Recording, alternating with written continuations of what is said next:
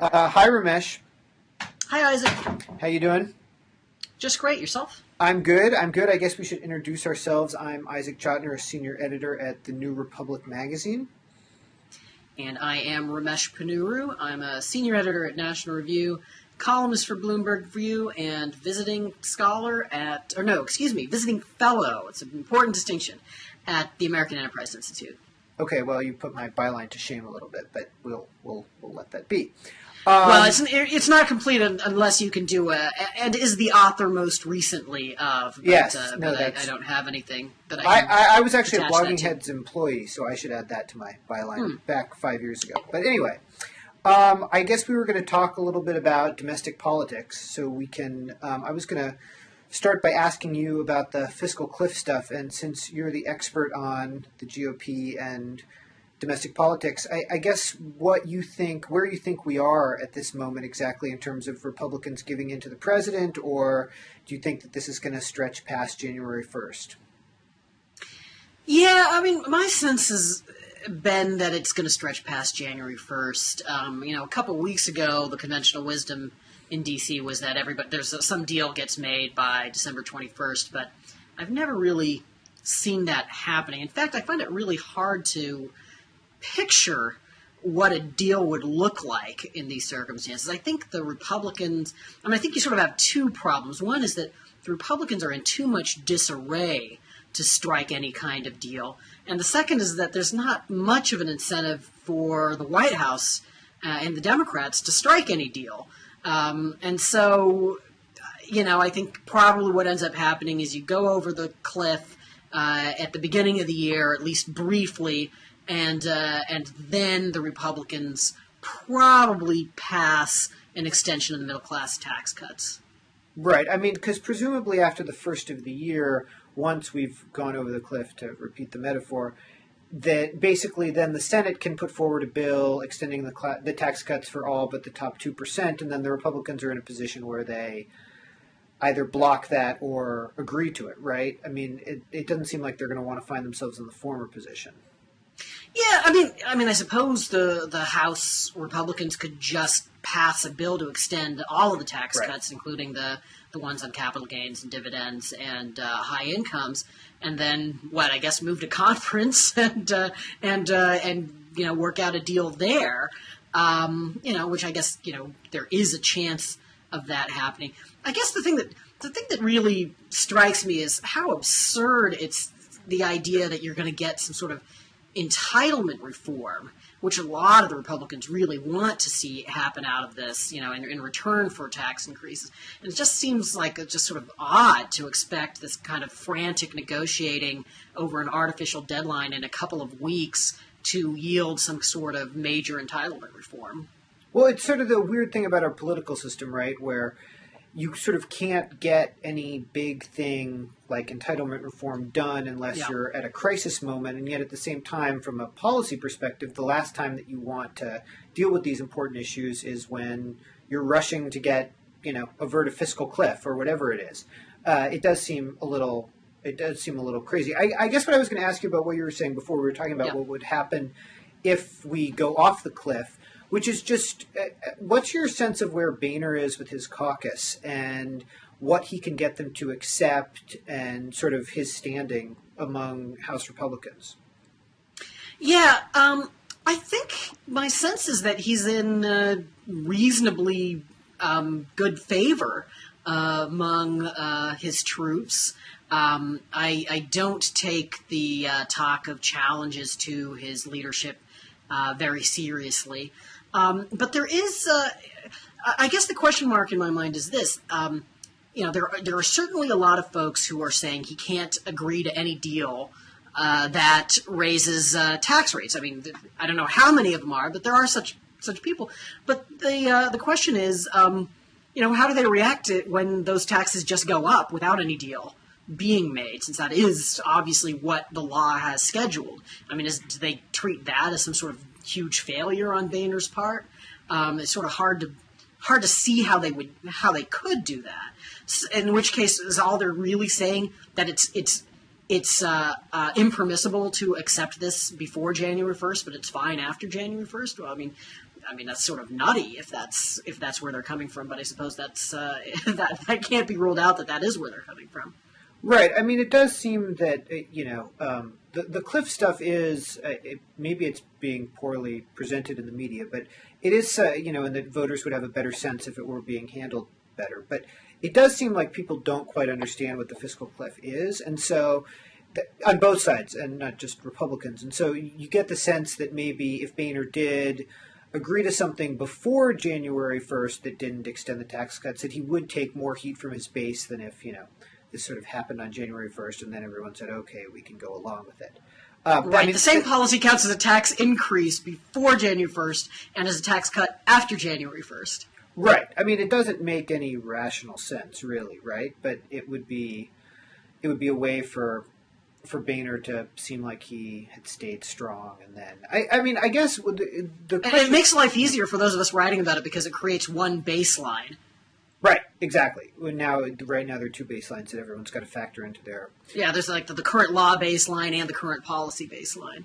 I was going to ask you this about the White House, but I'll ask you about Boehner first. Do you have a sense of what Boehner or people in the GOP sort of think is a good outcome of this? One thing that's been hard, at least following sort of the liberal discussion about this, is that there doesn't seem to be a consistent line about what people think the best policy would be. I think some people on the liberal side would be happy to see all the Bush tax cuts expire, and they think that, the economy could handle it. It wouldn't be great, but the economy could handle it. Well, some people seem to think, no, it would be really bad. I mean, the White House, I think, it seems to me that they don't want to take the blame for any sort of economic slowdown, but at the same time, and they think Republicans would get more of the blame, and they're not horrified by the idea of going over the cliff as much as they could be. Well, I think that on the Republican side, you could get a sizable chunk of the party, or at least the House Republicans, willing to have a deal that does a couple things. One, raises the top rates. They'd hate it, but I think it would be willing to accept it. Not all the way to 39.6, but 37, something like that. Raise some additional revenue by capping deductions with probably, I think you'd have to exclude charitable donations from that cap. And then in return, something on entitlements, whether it's raising the retirement age for Medicare, which I think actually is kind of a foolish policy idea that a lot of Republicans are fixated on, or I think more promisingly, something like increasing co-payments, increasing deductibles, that sort of thing. Moving towards progressive price indexing for Social Security. Now, again, this is just looking at what Republicans would be willing to accept. I think a number of the pieces there would be pretty hard for the Democrats. A lot of the Democrats seem to be taking a pretty strong line that Social Security isn't a contributor to the problem and shouldn't be part of any talks. But I think that's that would be the kind of deal that Republicans should go for. If I could just expand just for a second and just offer unsolicited advice to the Republicans. I mean, if I were them, I'd be trying to get that kind of deal. And if that kind of deal can't be gotten, or for whatever reason, you just can't get enough Democrats on board with it, then I think you've just got you've got three options left. One is just decide you're going to stand firm, pass through the House an extension of all the tax cuts, and when taxes go up on people in the middle class, try to blame the president and just see how it goes. Second, just extend all the middle class tax cuts, let the high rates go up, and just on the theory that you can't succeed at the first strategy, either because the public won't side with you or because you won't be able to hold all of your troops in line. And I guess the third option would be extend all the middle class tax rates, but just for a year.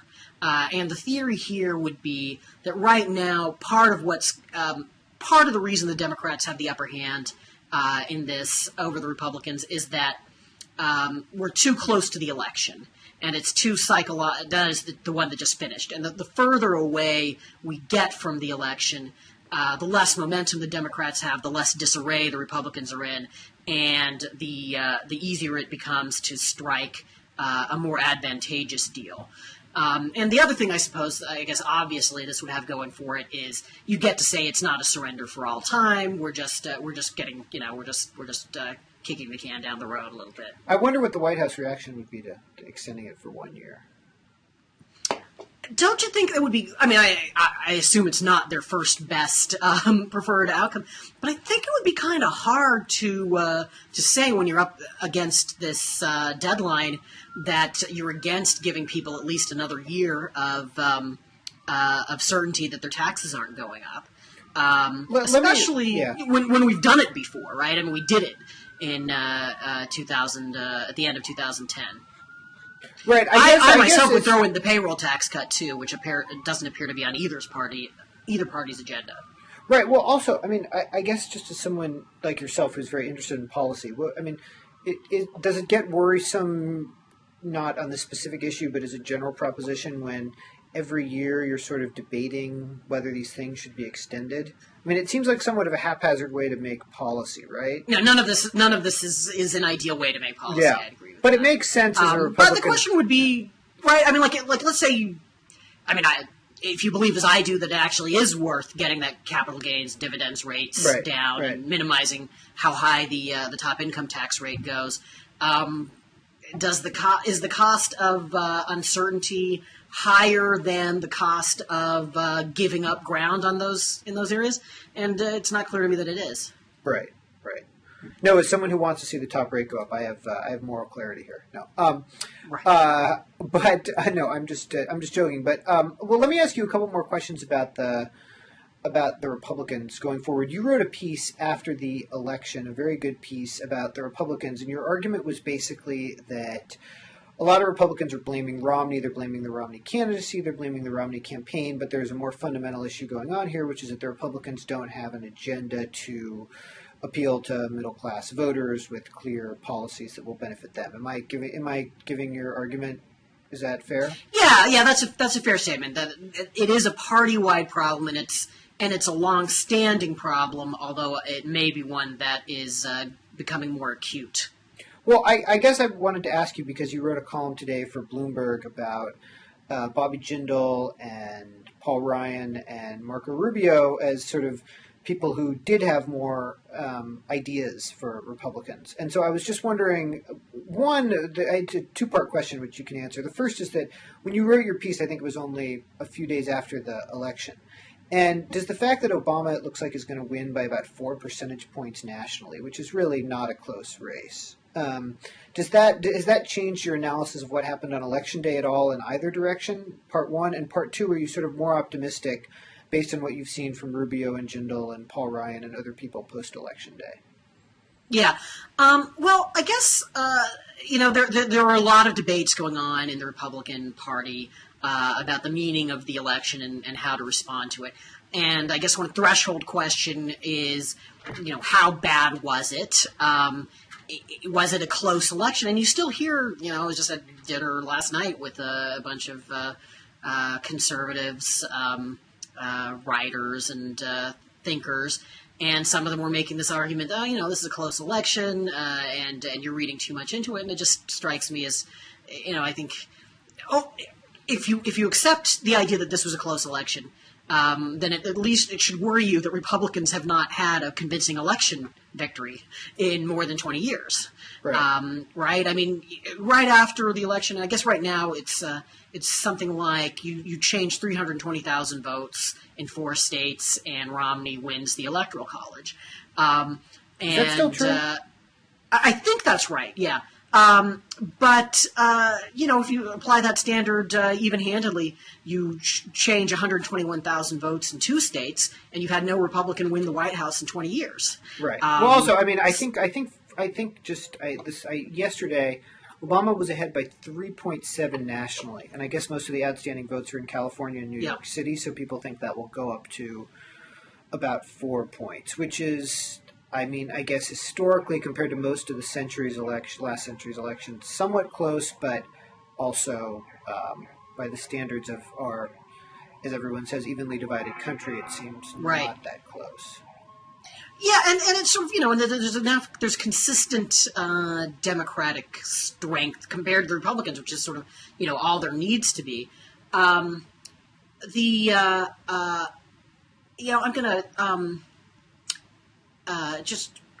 I'm sorry because there's all this light coming in on me. Just one second. No, I'm just going to change the thing. It's like I've got this sort of angelic light. Which is probably not the right effect. Anyway, I think that there's more danger for the Republicans in underreacting than in overreacting.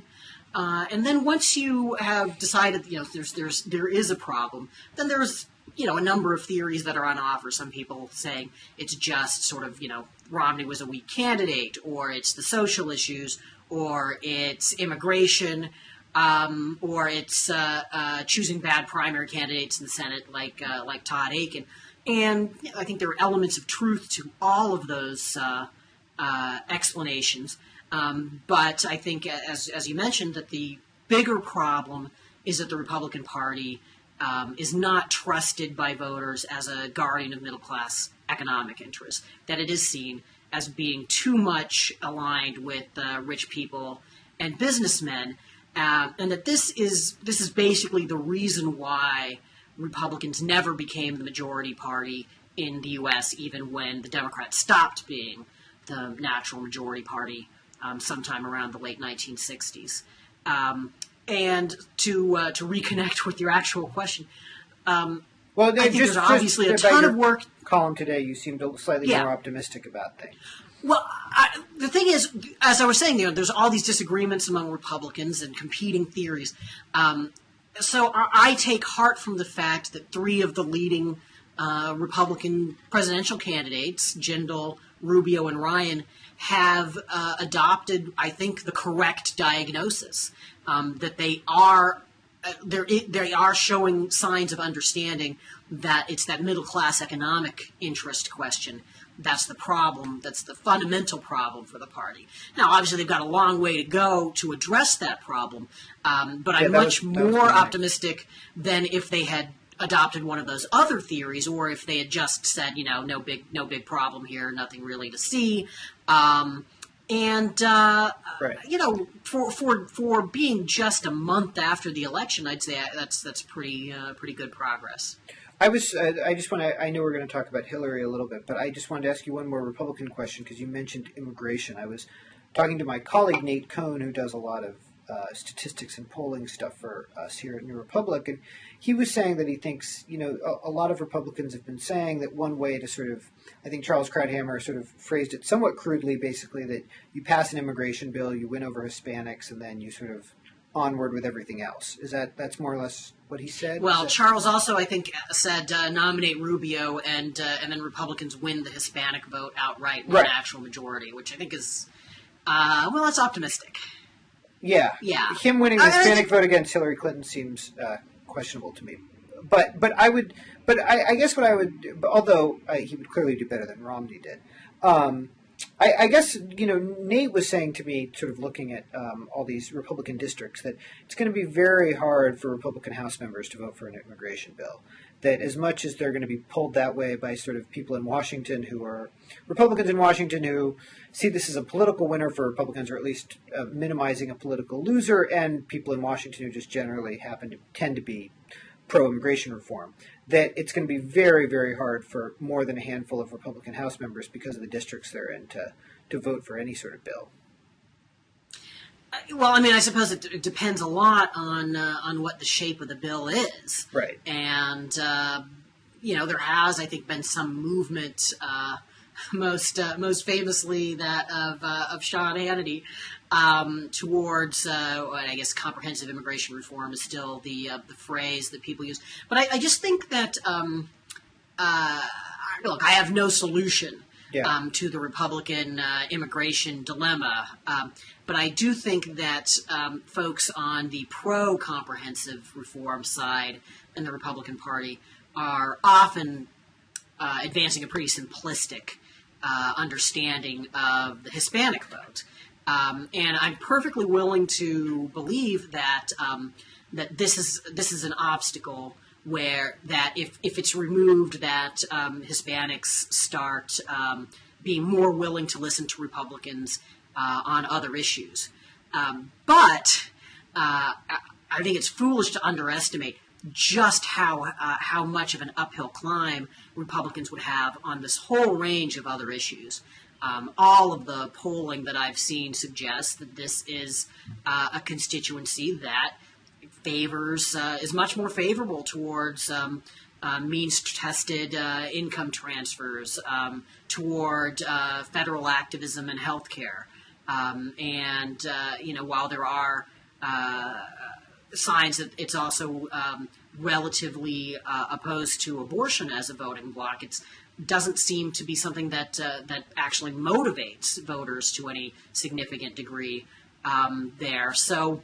Right. So you hear a lot about, and I think actually Krauthammer said this too, that this is sort of a naturally conservative constituency, and I just think that's not true. I'm not actually sure what a naturally conservative constituency means. It's not sort of I guess genetically imprinted that you're going to be a likely Republican voter in all sort of times, places, and circumstances,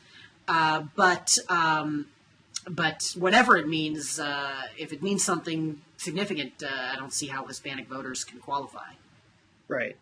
No, it seems the other thing, just to sort of a short term, this idea also that like Obama is going to put forward some sort of comprehensive immigration reform bill.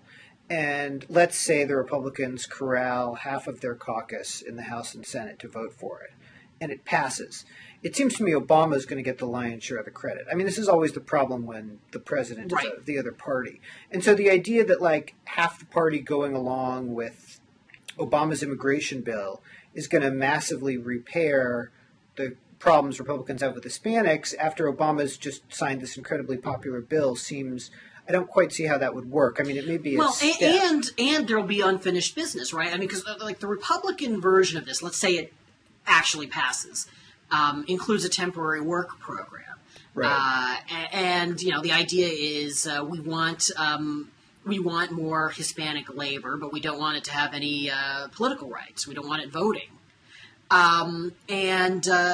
You just immediately get outflanked on the left, right? With the Democrats saying, no, they should be, these temporary workers should be given the path to citizenship also. And if Republicans are resisting that, which is, the current position of the pro-immigration Republicans, all of the political dynamics that have been in place already just keep going, right? I mean, I just don't see how that, or for example, amnesty or path to legalization.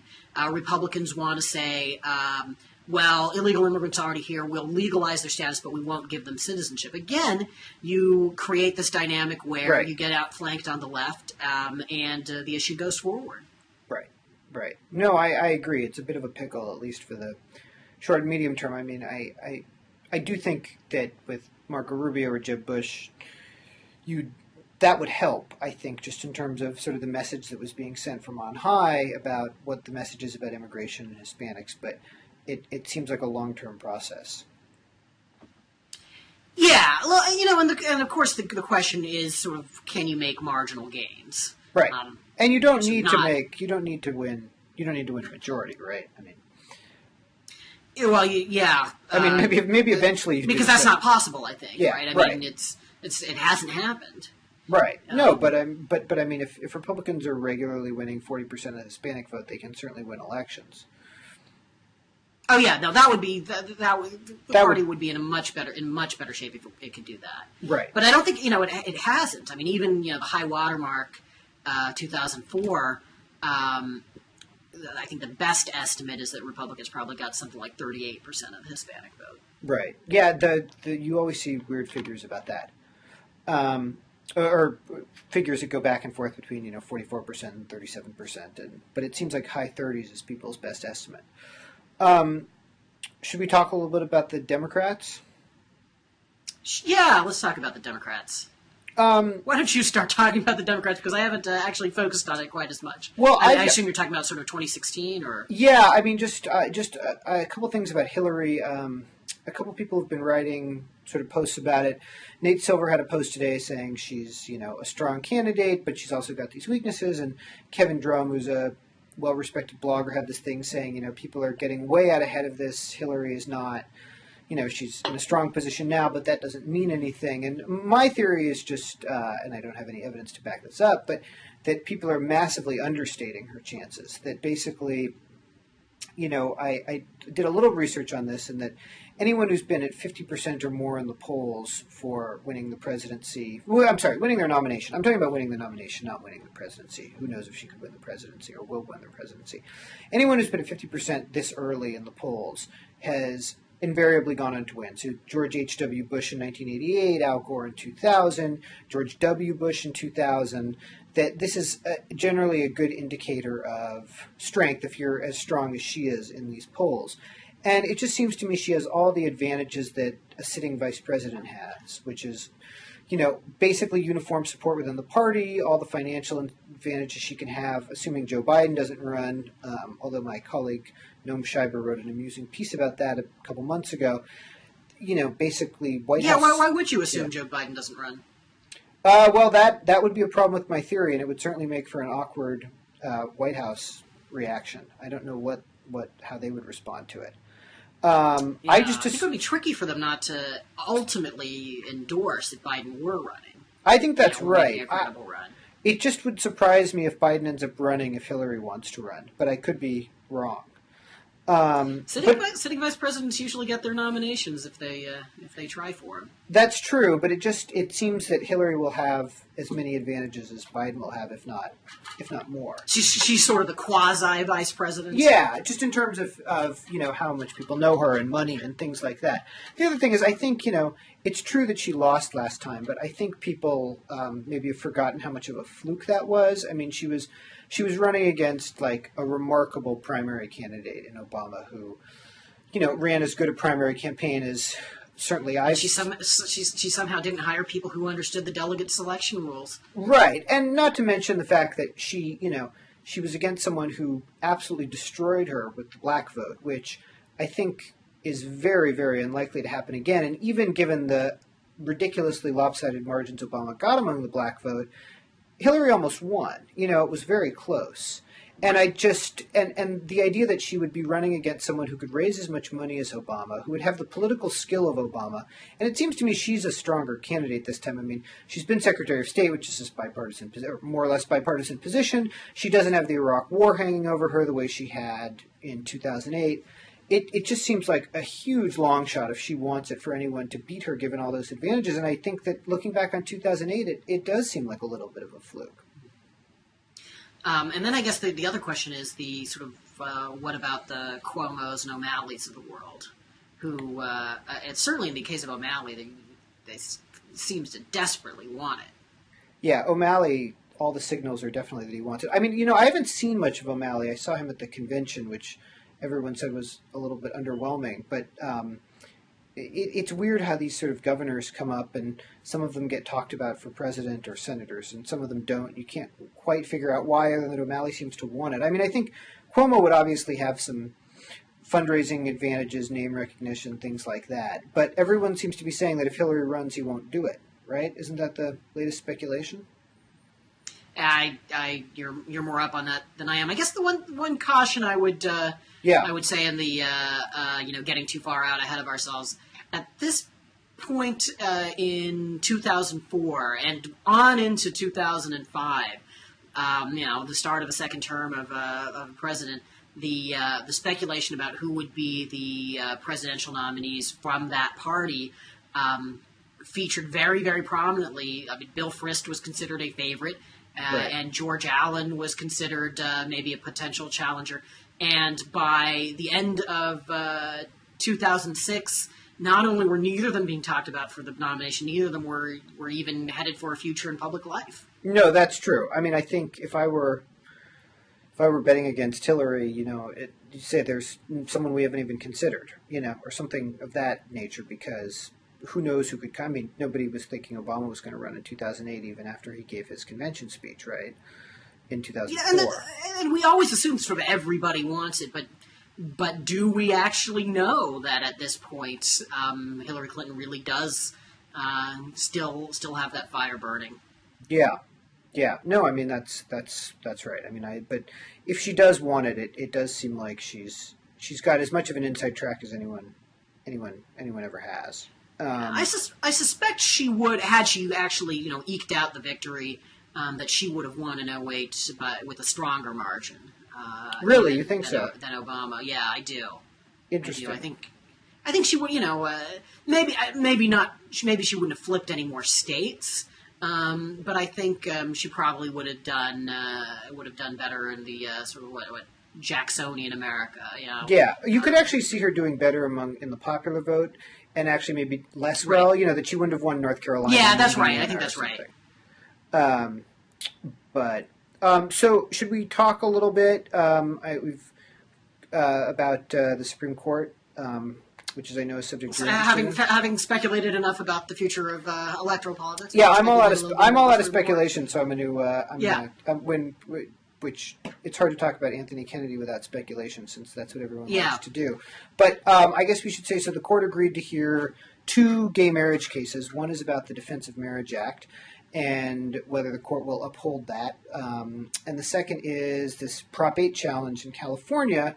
Prop 8, California briefly had gay marriage, and Prop 8 was a ballot initiative.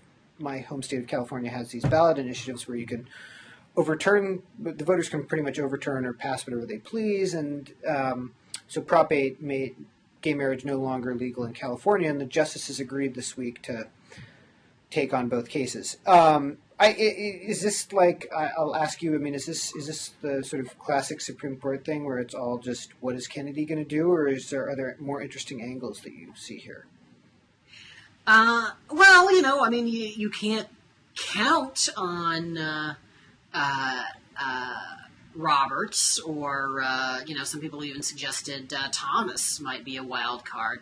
I would have prior to about March have expected Roberts to vote to strike down the individual mandate in the healthcare law, and of course he sort of redefined it as not being a mandate and upheld it on those grounds.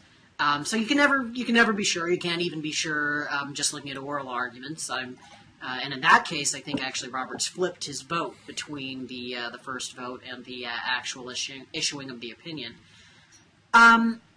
There are a lot of ways for the court to rule on these cases. With it could give victories to the pro same-sex marriage side without actually saying there's a constitutional right to same-sex marriage. Right. And I guess if I had to bet on it, that's where I would expect them to go, sort of something that's sort of cautiously liberal rather than boldly liberal. Right. There's been some liberal hand-wringing about this, the concern being that gay marriage advocates are pushing their case before the court too soon, before more states have legalized gay marriage and so on, and that if the court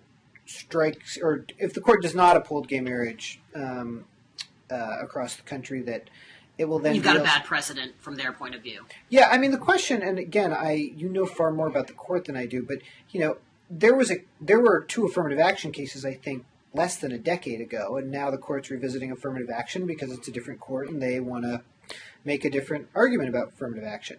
I mean, it doesn't. I know people say precedent and so on, but is it that crazy to think in 7 or 10 years, if it's a different court and this court says gay marriage is not the law of the land, that the court would come back and say it was? I mean, the court seems like it's a political institution and they're going to do what they want to do. Yeah, it's as an aside, Roberts was, I think he was criticizing the Solicitor General a couple of weeks ago, saying, "Oh, you say the government's changed its mind, and it's not really the case. It's just you've got a different government, and why are you pretending that it's that there's been just a new reconsideration of it when it's just a personnel change?" And it just struck me as a kind of an argument I would think that a justice of the Supreme Court would want to be a little careful about, given the way they tend to justify their court, the court's changing of its collective mind. Yeah, I mean, look, I think that's right.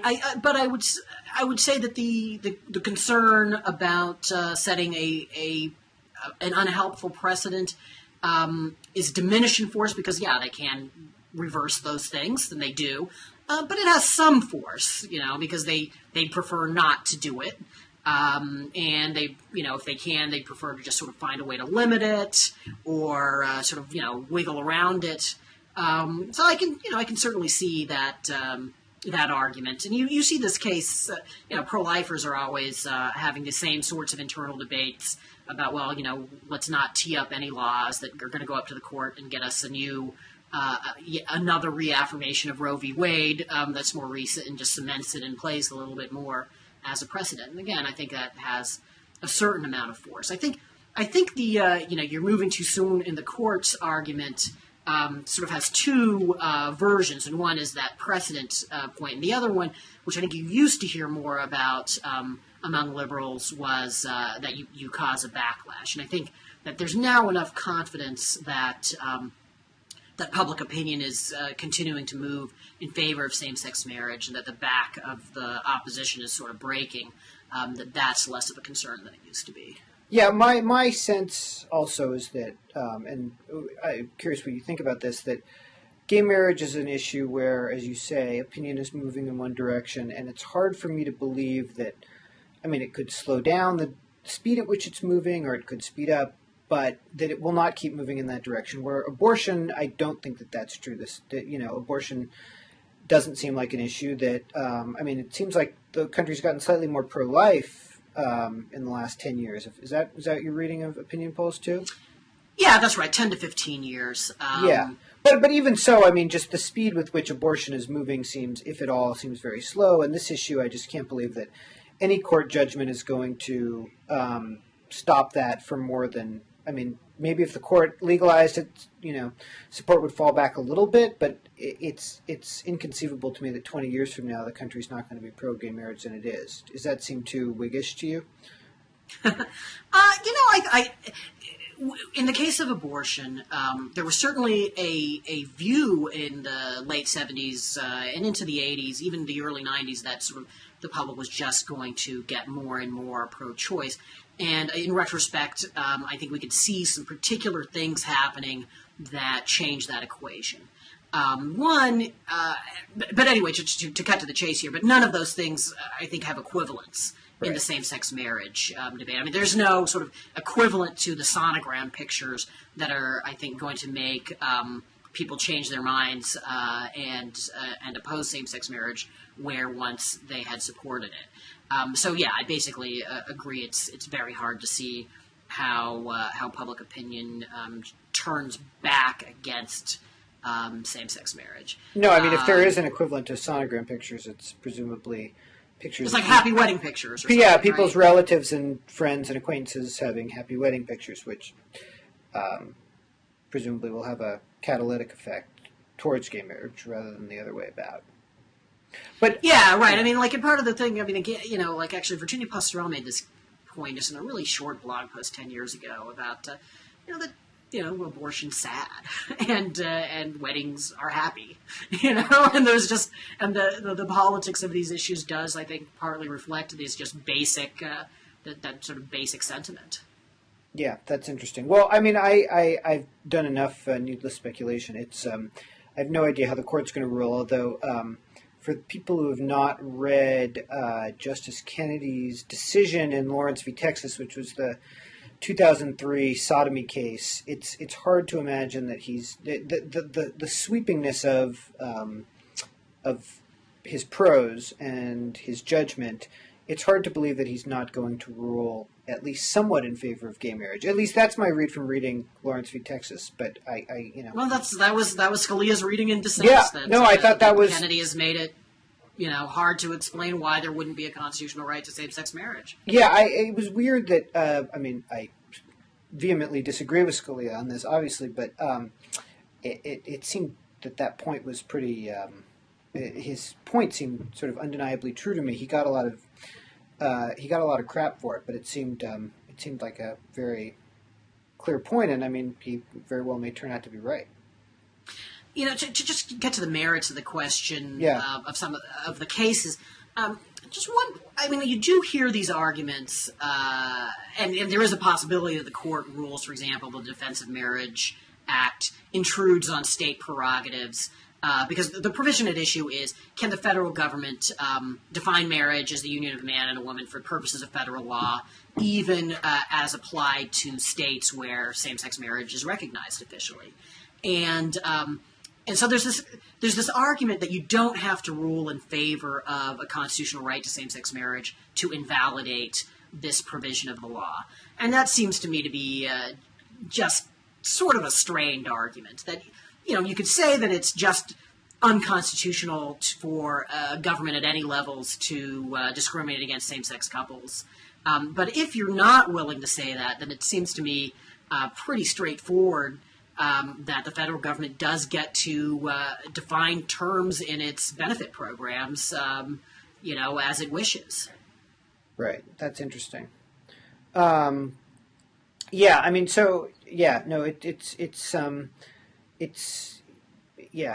gonna be interesting to see, and also just also people keeping their eye on Roberts too. Now after healthcare seems more, and I guess I would dislike this sort of political instinct to split the difference and not have a bold ruling result in sort of a foolish case law, and then ultimately you're going to end up with that.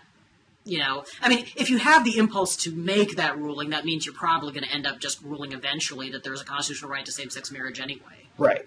No, So, if that's the case, just go ahead and do it. Yeah. Save us the decades of and the sort of tortuous reasoning that move history forward as right. Yeah.